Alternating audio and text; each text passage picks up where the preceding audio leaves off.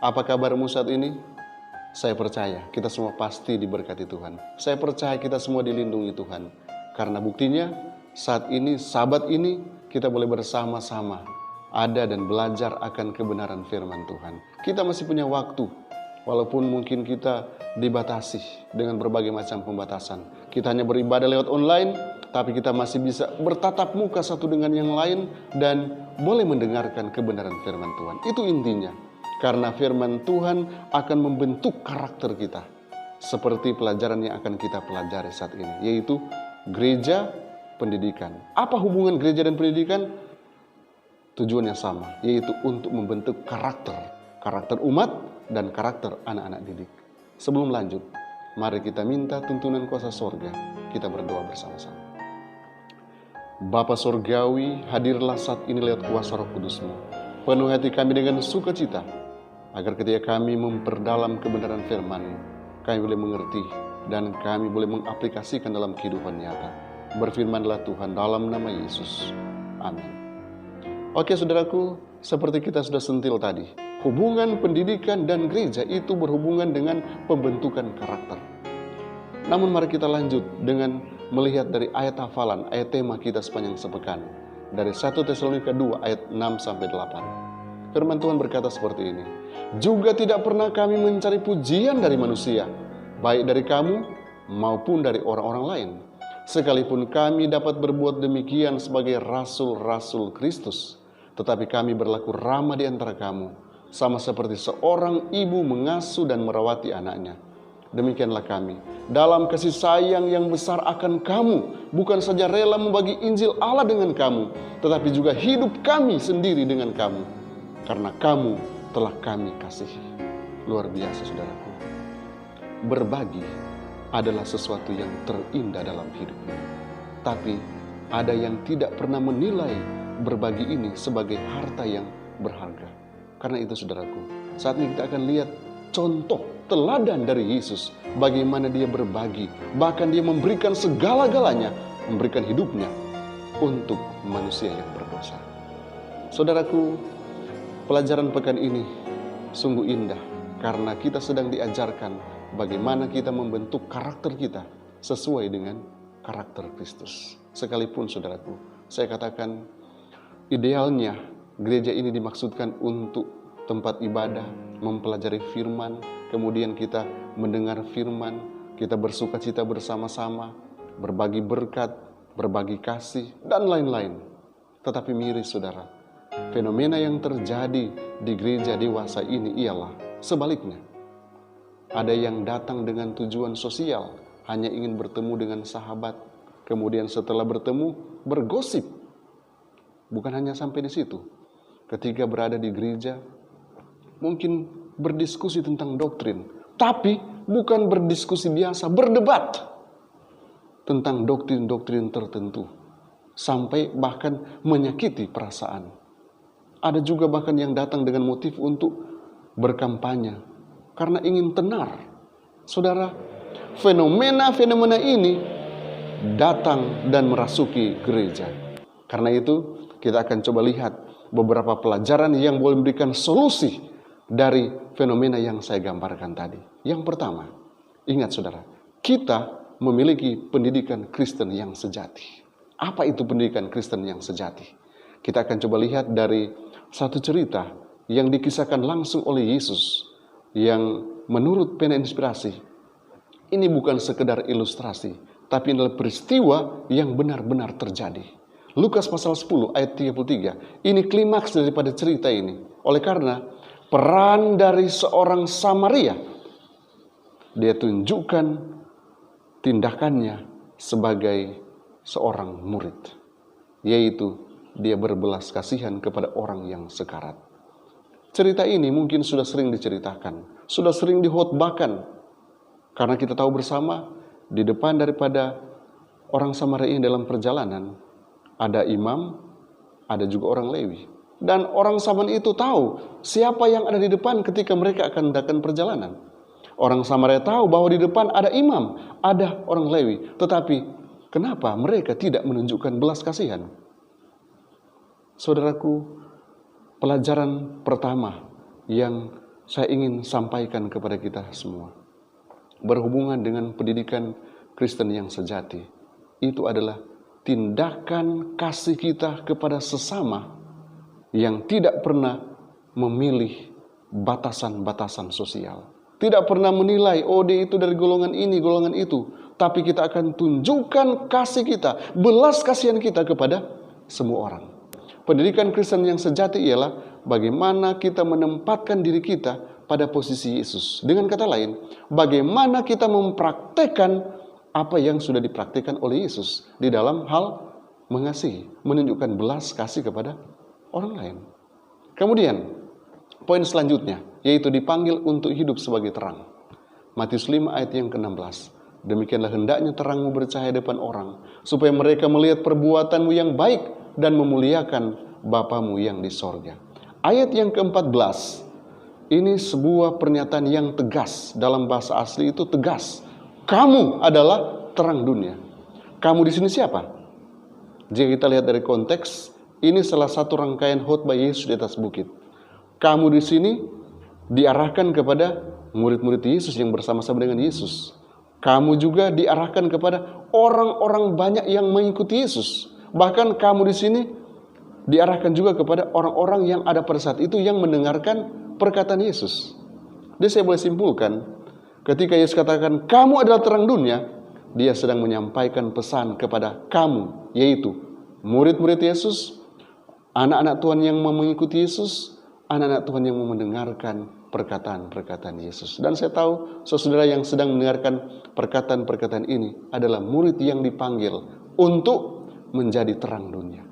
Yesus mendorong kita untuk bersinar seperti kota yang ada di atas bukit. Nah sekarang saudara, ketika kita bersinar, itu berarti kita ini adalah reflektor. Jadi kita bukan sumber terang. Sumber terang itu Yesus. Nah boleh buka dalam Yohanes pasal 8, dia katakan, akulah terang dunia.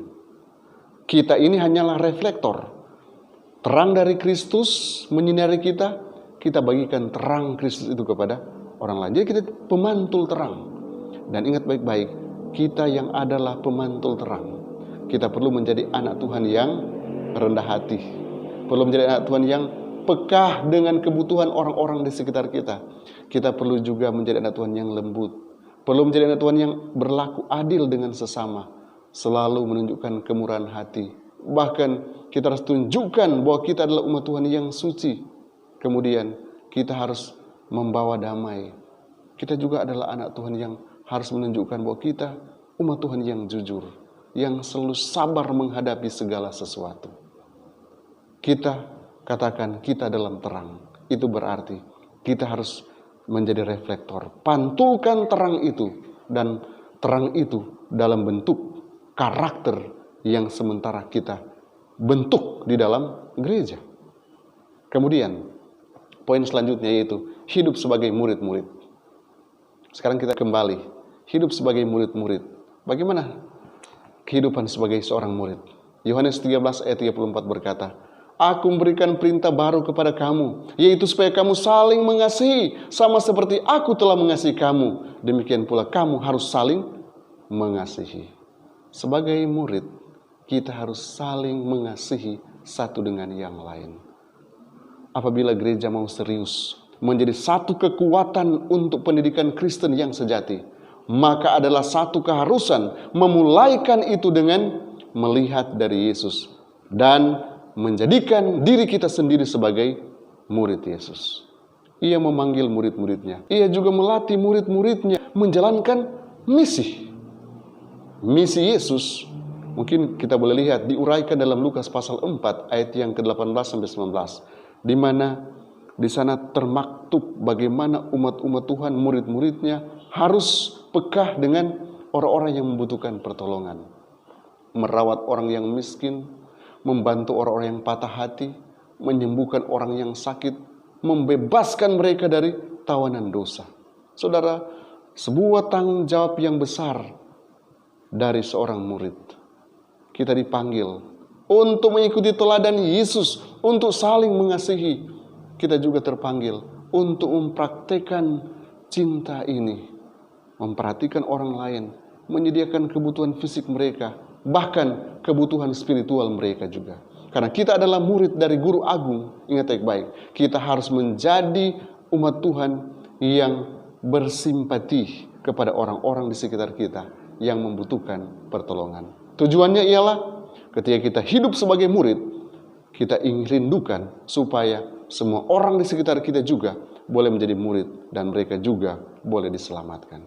Kemudian, poin selanjutnya ialah mencari kebenaran. Saudaraku, sebagai murid, pasti kita memiliki kebenaran. Kita katakan kita memiliki kebenaran, tetapi kebenaran itu akan sia-sia jika kita tidak mempraktekannya. Mazmur 25 ayat yang kelima berkata, "Bawalah aku berjalan dalam kebenaran-Mu dan ajarlah aku, sebab Engkaulah Allah yang menyelamatkan aku. Engkau ku nanti-nantikan sepanjang hari." Saudaraku, adakah doa seperti ini di dalam diri kita? Bawalah aku berjalan dalam kebenaran-Mu. Itu berarti Anda memiliki kerinduan yang besar untuk mencari kebenaran. Secara alamiah, Tuhan ciptakan kita ini luar biasa. Tuhan ciptakan manusia punya rasa ingin tahu yang luar biasa. Tidak heran, banyak penemuan-penemuan saat ini oleh karena dimulai dengan rasa ingin tahu. Rasa ingin tahu sesuatu sehingga mereka mulai mencari tahu apa penyebab ini semua terjadi. Sehingga tidak heran banyak penemuan-penemuan di dunia teknologi dan lain sebagainya. Nah, saudara, hal yang terpenting yang saya mau katakan, kita mungkin memiliki rasa ingin tahu yang besar. Tetapi, tatkala kita memiliki rasa ingin tahu yang besar tentang kebenaran, ini adalah harta yang paling berharga yang benar-benar harus kamu terus pegang. Sekali lagi, mencari kebenaran adalah harta yang berharga yang jangan dilupakan oleh umat-umat Tuhan. Karena ketika kita mencari kebenaran, kita akan temukan kebenaran itu sendiri. Siapa kebenaran itu? Yohanes pasal 14 ayat 6 berkata, Yesus berkata, "Akulah jalan, kebenaran, dan hidup. Tidak seorang pun yang datang kepada Bapa kalau tidak melalui aku." Itu berarti tatkala kita mencari kebenaran, kita sedang mencari Yesus. Ketika kita sedang mencari Yesus, berarti kita membutuhkan Yesus. Karena kita membutuhkan Yesus, kita menginginkan supaya Yesus membentuk karakter saya sesuai dengan karakternya. Jadi sederhana, saudara. Sebagai anak-anak Tuhan, ketika kita mencari kebenaran, sebenarnya kita sedang mencari Yesus. Ini kebutuhan kita, harus menjadi kebutuhan kita. Karena pendidikan Kristen ini melibatkan bagaimana kita bisa menuntun orang kepada kebenaran. Bagaimana kita menuntun orang ke dalam kebenaran sedangkan kita sendiri belum mencari kebenaran, belum memiliki kebenaran itu. Umat-umat Tuhan yang mengaku memiliki kebenaran perlu mencari Tuhan sehingga kita memiliki power untuk membagikan kebenaran kepada orang lain. Poin selanjutnya ialah membagikan kehidupan kita. Kalau tadi membagikan kebenaran, sekarang membagikan hidup kita. Apa maksudnya? Matius 18 ayat 20. "Sebab di mana 2-3 orang berkumpul dalam namaku, di situ aku ada di tengah-tengah mereka." Umat Kristen pertama, mereka berkumpul dalam kelompok-kelompok kecil di rumah. Nah, semua mereka datang kemudian saling berbagi. Semua yang ada pada mereka adalah milik mereka bersama. Dan ini luar biasa umat-umat Tuhan mula-mula. Mereka senang berbagi. Bahkan mereka membagikan hidup mereka. Apa maksudnya mereka membagikan hidup mereka? Jadi kehidupan kita adalah kesaksian yang hidup. Umat Kristen harus membagikan kesaksian itu. Dengan kata lain, umat Tuhan harus membagikan iman kita kepada orang lain supaya boleh bertumbuh dalam kebenaran. Dan saudaraku, tatkala kita bertumbuh dalam kebenaran, kita sebenarnya sedang mempraktikkan Injil. Ingat saudaraku, gereja ini adalah pusat pendidikan pembentukan karakter. Nah, ketika karakter daripada umat sudah dibentuk sesuai dengan karakter surga, itu berarti kita siap membagikan kehidupan kita kepada orang lain. Jadi yang terpenting ialah mari kita bentuk diri kita. Kita bentuk tabiat kita sesuai dengan polanya Yesus.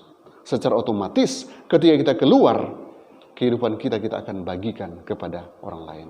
Seperti kata Yesus di dalam Yohanes pasal 12 ayat 32. Dan apabila aku ditinggikan dari dunia ini, aku yang akan menarik mereka datang kepadaku.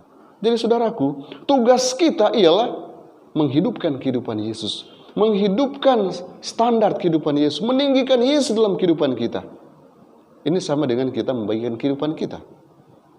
Kita bagikan kehidupan kita karena dalam kehidupan kita adalah kehidupan Yesus. Dengan demikian Yesus katakan, aku yang akan menarik mereka. Jadi bukan kita. Aku di sini itu Yesus. Yesus yang nantinya akan menarik umat-umat di luar kandang datang ke dalam kandang.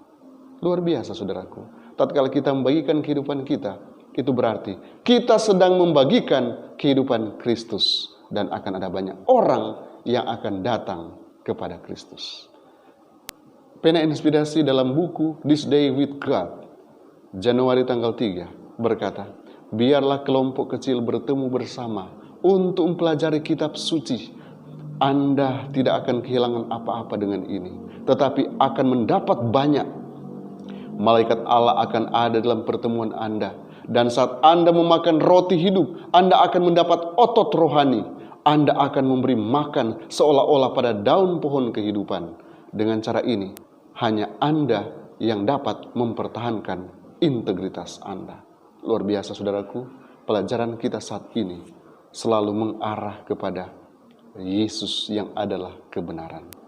Saat ini, tatkala kita kembali kepada poin yang penting, yaitu gereja dan pendidikan. Ternyata gereja memiliki tanggung jawab yang besar untuk mendidik umat, membentuk karakter mereka sesuai dengan karakter Kristus, yaitu saling memperhatikan satu dengan yang lain, peduli terhadap orang lain, mengasihi dengan tidak pernah berpikir ada keuntungan bagi dirinya sendiri, dan terus membantu orang, membantu semua orang yang membutuhkan pertolongan. Bahkan tidak pernah menaruh batasan sosial atau saya ini kan berbeda suku dengan Anda.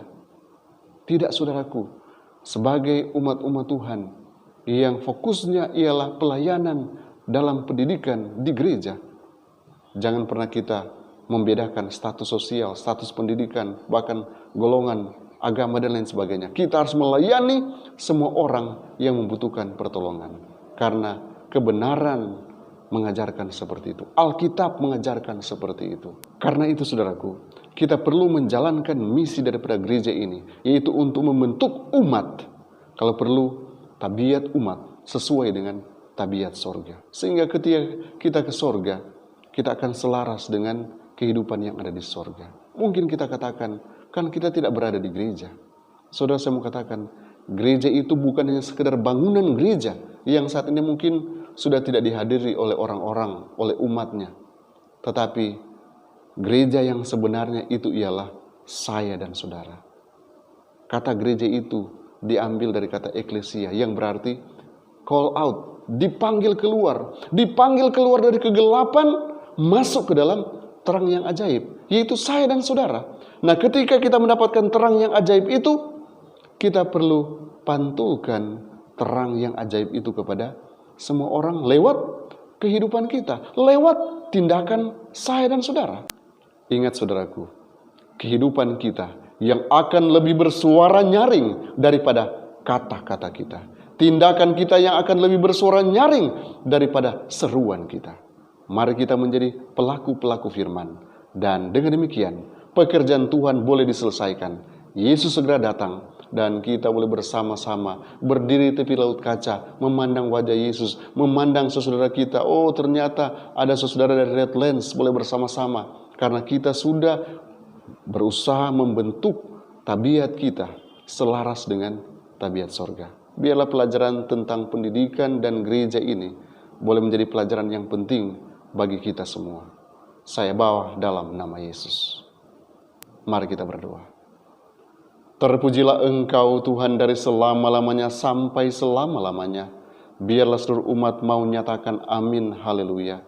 Terima kasih untuk pelajaran yang indah yang boleh kami peroleh saat ini.